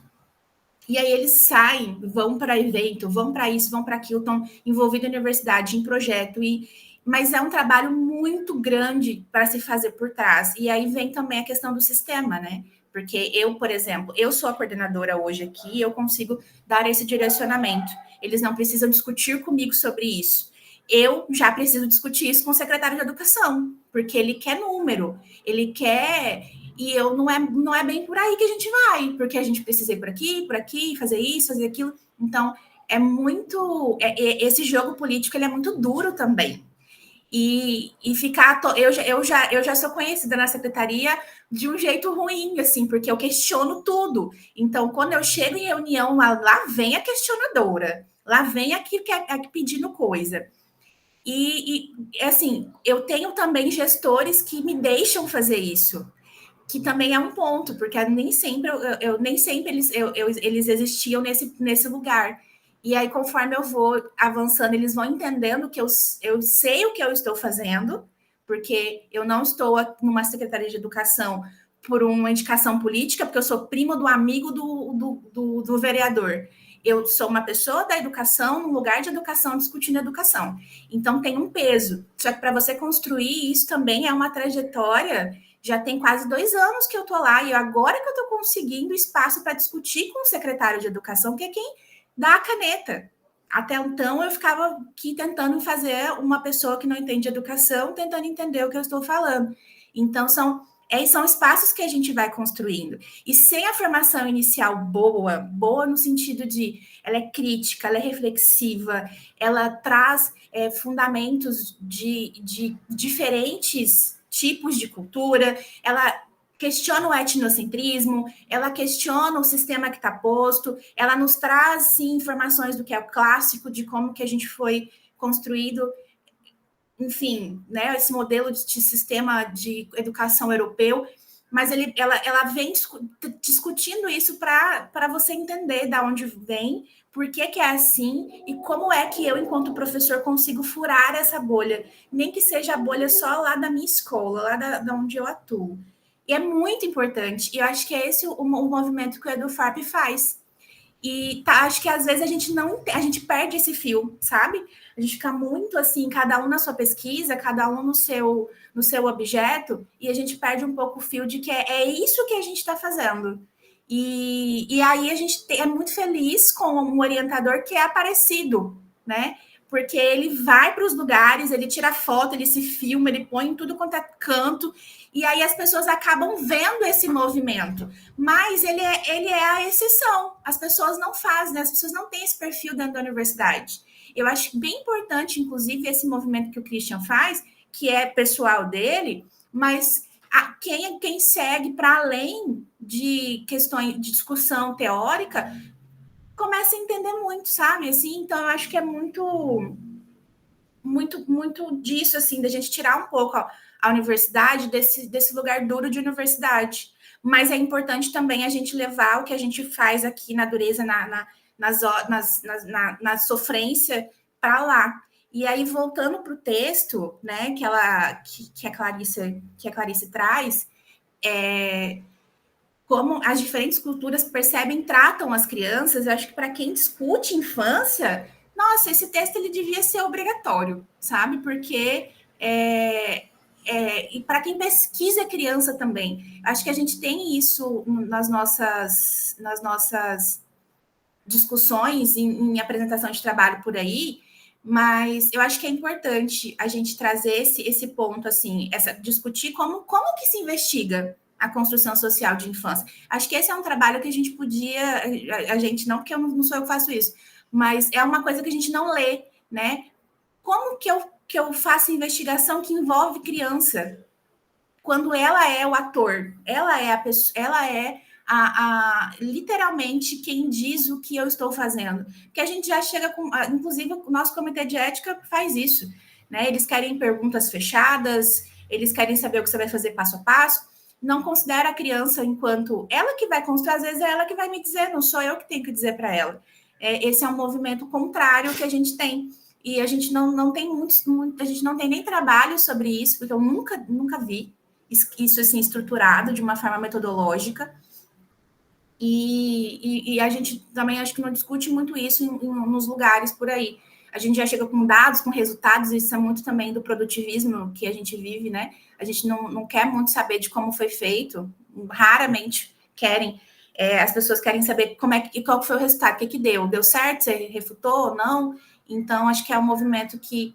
Aí o Edu vai mais uma vez o EduForp contra o mundo, né? A gente, basicamente, quase os vingadores da educação, sempre na contramão do negócio e fazendo o contrário. E eu acho isso maravilhoso, porque acho que é o que a gente precisa, porque já tem muita gente que faz sempre, só continua reproduzindo o que já é posto, né? E esse trabalho de, pelo menos, colocar a dúvida, que acho que acho que a menina não está aqui hoje, esqueci, a Leda não está aqui, mas só de você finalizar a sua conclusão com uma pergunta para que o outro possa responder é totalmente fora do padrão do que se espera de um trabalho acadêmico, né? E a gente faz isso aqui, né? Mas porque a gente também tem respaldo, a gente também tem uma pessoa que acredita nesse lugar. E eu acho que é importante a gente levar isso para fora daqui, né? Que bom que está sendo gravado. Infelizmente, a gente não tem muitas pessoas que assistem o canal, mas isso é uma coisa que precisaria sair um pouco, sabe? Acho que sinto isso. E aí, quando ela traz essas questões, de como que a criança ela é educada, como que ela é socializada, como que ela é inserida na sociedade e como que essa prática vai variar de acordo com o contexto, um contexto histórico, social e cultural, é muito importante a gente entender isso. E aí, independente disso, a questão do poder, do controle, de vigilância, de agência, ela está presente em qualquer sociedade. Então, a gente tem aí um padrão de como que essa criança é vista e como que ela é tratada, né? E trazer esse lugar da criança enquanto ela não é mais passiva, ela tem um papel ativo na construção da vida dela e da sociedade que a gente vive, é ainda um ponto que, ainda mais, que é um ponto crucial, que eu acho que também, quando vocês lerem Tina, vocês vão ver, a Tina, ela discute gênero e sexualidade com crianças. Quando ela chega com isso na escola, nossa, é como se ela estivesse trazendo um ET. E é muito interessante o quanto nós ainda somos conservadores e formatados dentro de espaços escolares, que era o espaço onde a gente devia ter esse tipo de discussão, porque a gente, se a responsabilidade sobre a criança, e aí Constituição e ECA para dizerem isso, é da sociedade, da escola e da família, a escola também tem que cumprir o seu papel, porque a gente não são 3 esferas que precisam formar. Então, por que a família tem que a família fala não quero, não vai, nananana. Mas ela também não, a responsabilidade sobre aquela criança são de 3 esferas. Então, a gente às vezes deixa o pai mandar, e aí quando professora de professora de escola particular, passo muito, eu venho trazendo documento, o ECA diz isso, a Constituição fala isso, e aí a pessoa fica assim, né, tipo, nunca li, nunca vi, né, igual a música do Zeca Pagodinho, né, só ouço falar. Então, quando você tem respaldo é outra coisa, mas também não é um papel fácil, e aí a gente precisa, acho que trazer isso um pouco mais profundamente para as coisas, né? E aí, quando a gente vai pensando em Adorno mesmo em Fanon, que é, eu acho que um lugar onde eu estudo e eu vou trazendo para perto, né? Eu tive ideias de 300 artigos já durante esses ciclos aqui, tempo para escrever não tive nenhum, mas ideias tive várias, porque conversa muito. Me manda, Cíntia, me manda as ideias, que eu estou no semestre sabático. Eu estou com tempo de sobra. Estou com tempo de sobra. Eu e Sérgio estamos com tempo de sobra para escrever. E aí, trazendo, né, assim, essa construção, como que a construção social da infância, ela pode ser relacionada com construções social de raça e classe. E aí, quando a gente discutindo isso por Adorno e Fanon, né? Porque assim, como ela traz lá, assim como a criança, ela é moldada por expectativas sociais que podem restringir, né? Tudo, né? Os grupos que são racializados e marginalizados são frequentemente definidos por essas construções que limitam também poder e autonomia. É uma conversa que dá para acontecer, sabe? E aí, acho que várias pessoas colocaram aqui falando que é na infância que a gente precisa trabalhar isso, e eu concordo. E a gente, acho que, inclusive, não se falar isso na infância é um projeto, porque se a gente não trabalha desde a base, e aí é um projeto, todo esse sistema para que o professor não fale, ele vá mesmo ali, a criança não seja considerada, e a gente ter essa ideia de poder em relação à criança, ela é muito sistemática e muito é um projeto mesmo, para que a gente continue dessa forma a desconstruir isso. É bem na contramão do que a gente vai. Inclusive, quando eu, por exemplo, que sigo perfis de mães, e eu recebo muita coisa sobre educação positiva, e quando a pessoa fala sobre isso, assim, de eu não vou impor para a criança, eu vou ouvir ela, eu vou acolher ela, que acho que esse é um ponto que eu sempre ouço, eu vejo nos comentários de eu sempre apanhei e nunca morri, né? Enfim, e a gente ainda tem isso muito enraizado. Então, assim, respeitar a criança, o momento dela, e entender como que ela se forma, né? Até essa idade aqui, ela ainda tá no ego, é um ego ainda, ela acha que tudo é dela e não sei o quê. Eu vejo muitas pegadas assim de questões tanto psicológicas como pedagógicas que a gente aprende ali do desenvolvimento da criança, que às vezes os pais não conhecem, mas quando isso é trazido para esse lugar aí, as pessoas rebatem muito assim de é frescura, é mimimi, criança não se manda, e nananã, e aí eu fico, meu Deus, gente, que tipo de pessoas a gente está criando mesmo?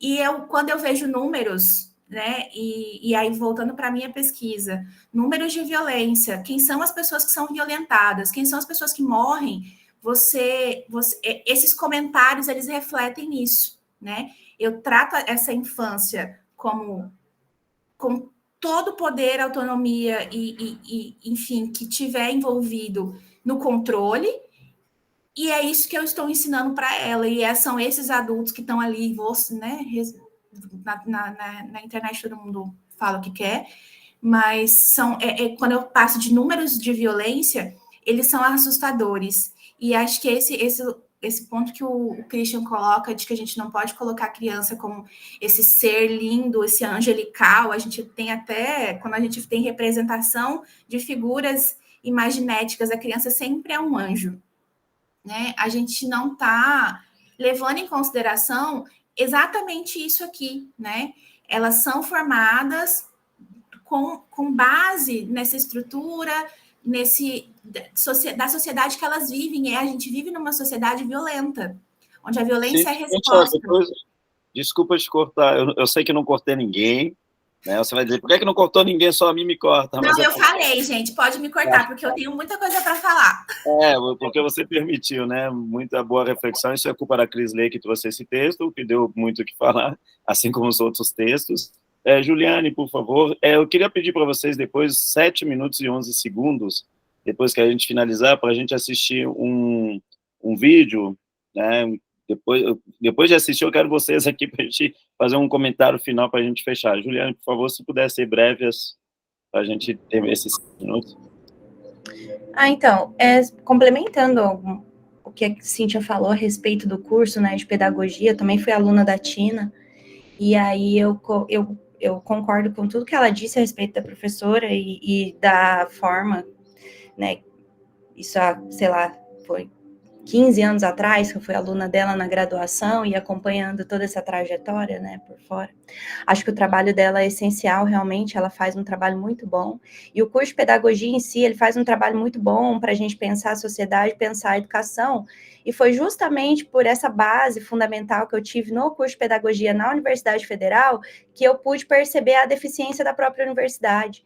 Porque muita coisa que a própria universidade, que pensa uma educação num sentido macro, estrutural, né, que deveria ser pensado para a sociedade, muita coisa que eu aprendi no curso de pedagogia, eu via que não era contemplado na instituição, né, e ficava num bug eterno. Poxa, eu trabalho aqui, eu aprendi aqui, era dessa forma que eu aprendi, eu vou tentar colocar isso na minha maneira de trabalhar e tá errado? Pô, foi vocês que me ensinaram, né, esse era o meu pensamento.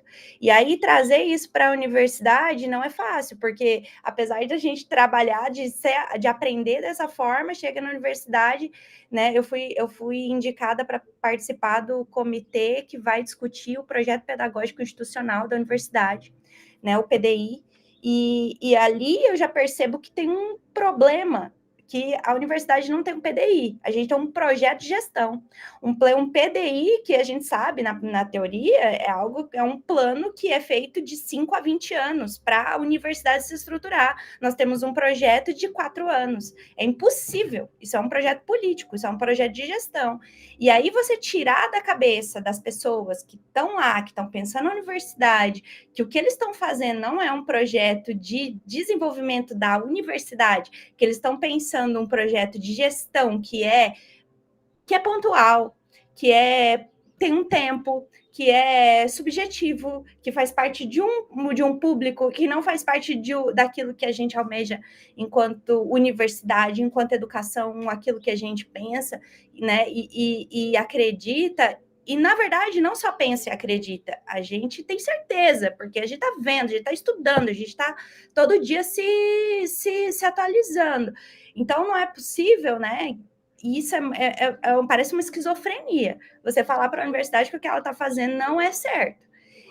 E aí eu estou nesse desafio, né, que me foi imposto de uma forma muito boa. Eu fiquei com o ego muito bom, muito fortalecido, de ter sido chamada para participar desse projeto, né? E enfim, acho que alguma coisa eu fiz certo, enquanto técnica. E é isso que a Cíntia falou.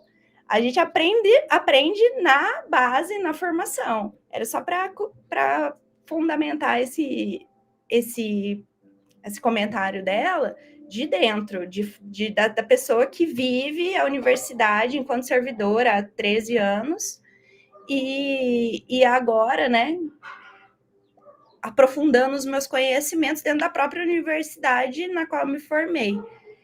Então, é um desafio muito grande dessas limitações que a gente percebe enquanto estudioso da educação e aí depois enquanto trabalhador da educação, né? Tem essas diferenças. É importante pensar na contradição interna dos organismos, né? Isso é fundamental, isso, inclusive você pode trazer isso na sua tese, da forma como você vai construir. Muito bom. Vamos lá, uns 7 minutos e 15 segundos.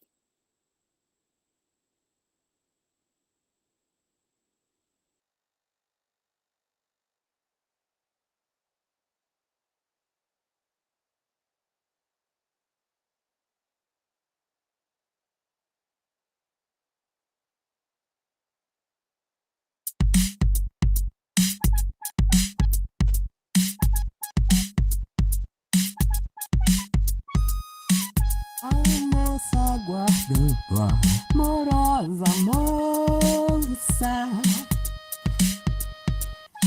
amor no forno, amordaçado, amoribundo, amar, gosto de amar de agosto, e do sexo sentido, love na novela, lá fora vento, e tu vens, lá fora vento, e tu vens, lá fora vento,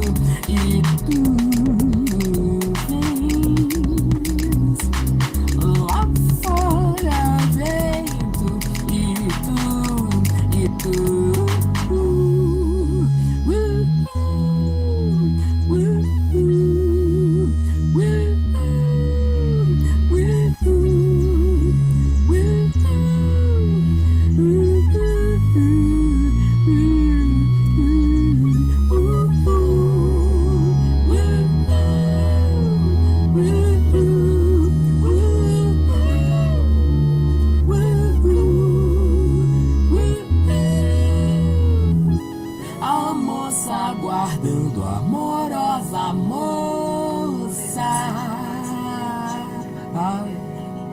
amor no forno, amordaçado, amoribundo, naná. Lá fora o vento chuva, as pedras da encosta. Pergunta às vezes quando vem tu já lança tua resposta. Trouxe das flores que tu gosta, cara, e vinho verde que é pra acompanhar. A gente sempre toma naquela sacada delícia. Aproveitando o pôr do sol, fico pensando que isso. Da risada de passarinha conheço bem. O fala fora, e será que tu vens? E tu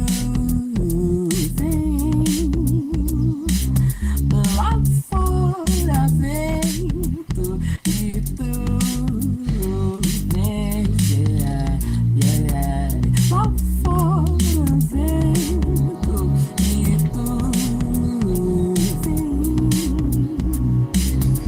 lá fora vento, e tu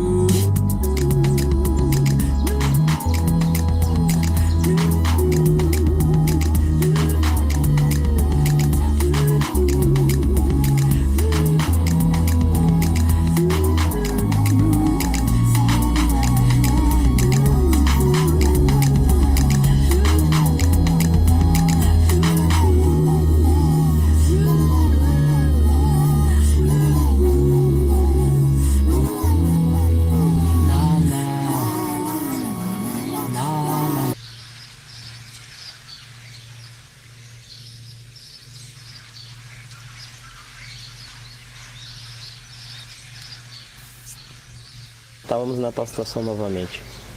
Mirei o céu e avistei, era uma que é fruta?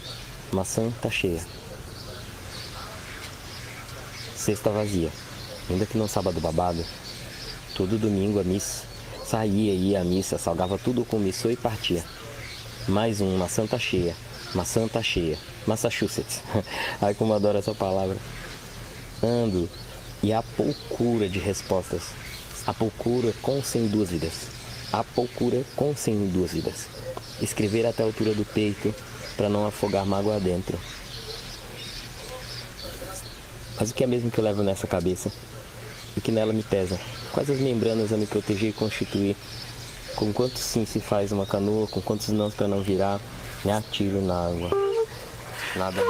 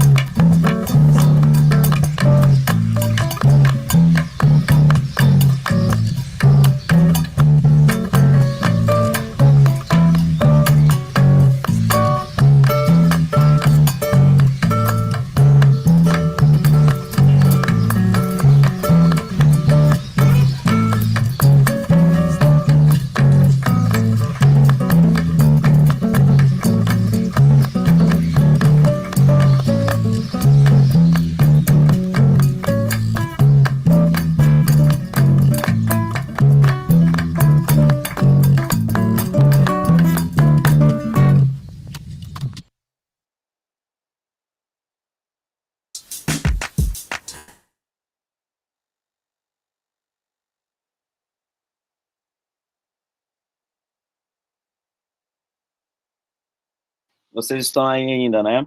Que bom. Bom, esse é um artista não tão famoso assim, mas reconhecido agora mundialmente, né?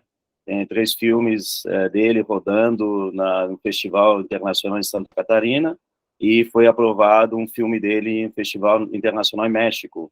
Então, ao assistir isso, eu queria que a gente transportasse, né? Agradecer a Cris pela sua explanação, ao Bruno e a Augustina, transportasse essa sensibilidade desse artista quando a gente tivesse contato com as crianças, né? Porque vocês percebem que dificilmente alguém escuta uma música em 11 minutos, mas ali a gente viu que não é só música, é audiovisual, né? Cineasta, poesia, música, sensibilidade ao extremo de todos os elementos que compõem tecnicamente uma casa. Então, essa sensibilidade de percepção das cores fortes, né? Em todos os sentidos, é o que nós talvez, claro, como a Cíntia disse, é intencionalidade pedagógica. Eu não sou pedagogo, né? Aliás, não gosto de pedagogia, nem de pedagogas, mas porque pedagogizam tudo, então não estou nem aí para vocês.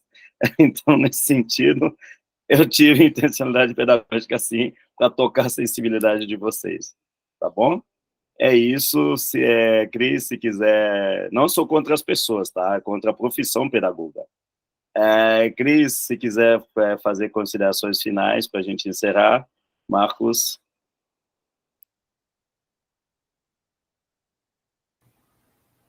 Bom, eu queria finalizar dizendo que acredito que a gente feche esse ciclo de palestras, né, de reflexões, falando sobre as infâncias, e tudo foi articulado, o Christian propôs para nós com esse objetivo mesmo, né, de pensarmos, refletirmos sobre as nossas pesquisas que estamos realizando.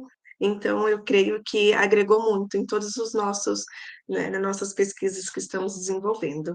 Então, nós finalizamos hoje, dia 17 de agosto, né, o nosso ciclo de palestras sobre violências e educação.